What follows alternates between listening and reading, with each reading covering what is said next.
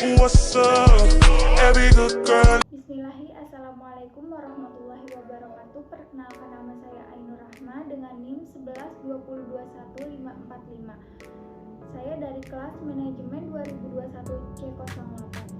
Video kali ini untuk memenuhi ujian tengah semester mata kuliah perpajakan. Saya akan membahas pajak penghasilan pasal 21 atau yang sering disebut PPh pasal 21.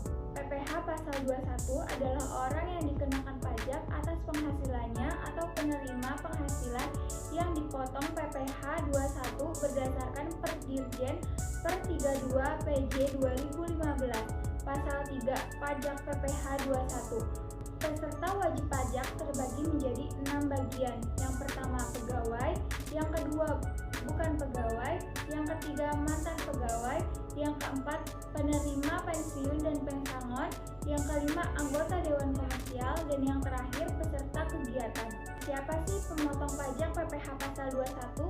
Yaitu ada pemberi kerja, kemudian orang pribadi pembayar honorarium, yang ketiga dana pensiun, yang keempat penyelenggara kegiatan, yang kelima bendahara dan pemegang kas pemerintah. Tarif pajak PPh 21 terbagi menjadi dua. Yang pertama, penghasilan kena pajak PKP, yaitu menurut peraturan Diktorat Jenderal Pajak Nomor 32 PJ 2015, penghasilan kena pajak adalah pegawai tetap dan penerima pensiun berkala dikenakan PKP sebesar penghasilan neto dikurangi penghasilan tidak kena pajak atau PTKP terbaru. Sementara pegawai tidak tetap dikenakan PKB sebesar penghasilan bruto dikurangi penghasilan tidak kena pajak PTKP terbaru. Sedangkan untuk pegawai yang termuat dalam peraturan Diktorat Jenderal Pajak Nomor per 32 PJ 2015 pasal 3 huruf C dikenakan sebesar 50% atas PKP dari jumlah penghasilan bruto dikurangi PTKP dalam 1 bulan.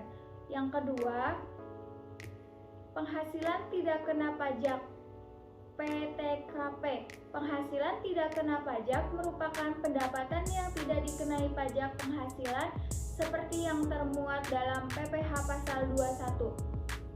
Menurut Diktorat Jenderal Pajak, penghasilan tidak kena pajak PTKP dijelaskan sebagai pengeluaran untuk memenuhi kebutuhan dasar wajib beserta keluarga dalam 1 tahun, maka tidak termasuk dalam PPh 21.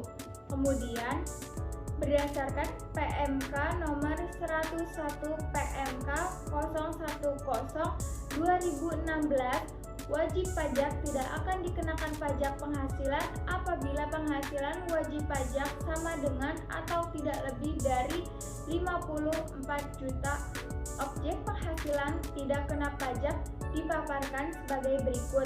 Yang pertama, 54 juta wajib pajak pribadi, 4,500 juta wajib pajak kawin, 4,500 juta anak maksimal 3.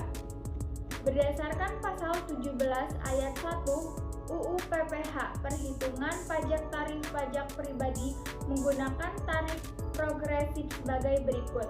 1. Penghasilan sampai dengan 50 juta per tahun dikenakan tarif pajak sebesar 5%.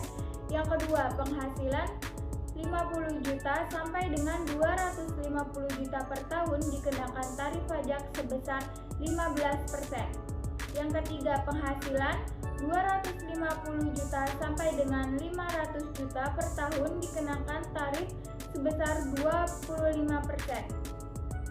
Penghasilan di atas 500 juta per tahun dikenakan tarif sebesar 30%. Sedangkan untuk wajib pajak yang tidak memiliki MPWP dikenakan tarif sebesar 20% lebih tinggi daripada wajib pajak yang telah memiliki MPWP. Kemudian cara menghitung PPh 21, yaitu PPh 21 sama dengan tarif pajak dikali penghasilan dikurang pengurangan. Bagi pihak yang menerima penghasilan yang belum memiliki MPWP, perhitungan dilakukan dengan mengalihkan 100% 120% dengan total pajak yang terulang. PPh 21 yang harus dibayar sama dengan 120% dikali PPh 21 terhutang. Kemudian cara pelaporan SPT, yaitu yang pertama, login di aplikasi e-faktur dengan akun PKB yang telah dimiliki. Yang kedua, masukkan NPWP dan password yang telah tertera. Kemudian, klik e-filing untuk melaporkan SPT PPh 21. File SPT masa PPh 21 yang ingin Anda laporkan dalam bentuk SCV dan PDF. Namun, pastikan nama kedua file tersebut nama Anda. Kemudian selanjutnya, Start Upload. Klik Start Upload, maka akan muncul pesan bahwa proses upload selesai. Kemudian, kode verifikasi. Klik OK jika permintaan kode verifikasi dan akan muncul kode rincian SPT yang akan dilaporkan serta kolom kode verifikasi. Klik OK jika permintaan kode verifikasi dan akan muncul kode rincian SPT yang akan dilaporkan serta kolom kode verifikasi. Kemudian, segera ambil kode verifikasi dengan klik link yang dimaksud.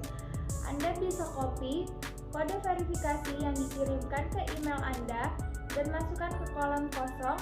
Sesudah memasukkan SPT dan kode verifikasi sudah benar, klik kirim SPT. Kemudian cek email. Selanjutnya, untuk memastikan Anda mendapatkan tanda terima laporan SPT masa PPh 21 secara online atau bukti penerimaan elektronik PBE. Kemudian, simpan bukti tersebut sebagai tanda Anda sudah berhasil melakukan cara lapor SPT dan PPh pasal 21 online. Kemudian, penyetoran pajak penghasilan